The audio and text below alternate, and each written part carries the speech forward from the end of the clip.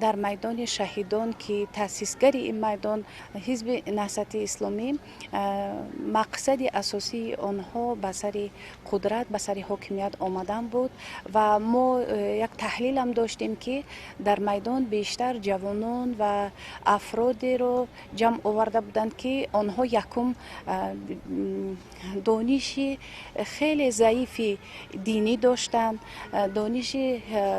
خیلی ضعیف دنیوی هم داشتند. آنها را گمراه کردن آسان بود و بیشتر زنهایی را برده بودند که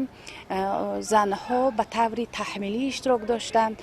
مجبوراً از طرف شوهرانشان در این میدان اشتراک می نمودند و این چیزها را برای خود برداشت نموده بودیم و بعداً که وقتی که به فعالیت رسما شروع نمود احساس کردیم که همون نیت‌های باطلی که از اول از آغاز داشت به عمل کردن شروع نمود.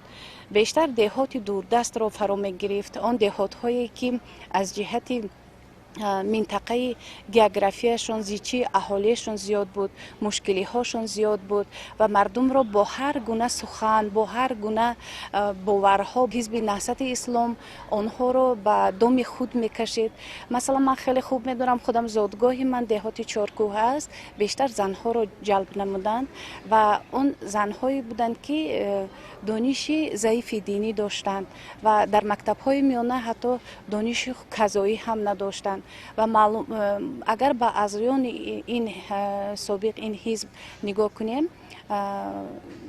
سواد کامل، سواد خوب نداشتند. من بیشتر مقایسه میکنم دهات چارکوه را و اکثر آنها را میشناختم. اکثر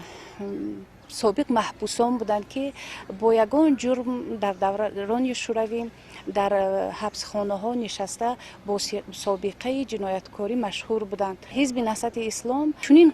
قشر جامعه را برای عملی نمودن مقصدهای ناپاک خود استفاده می برد.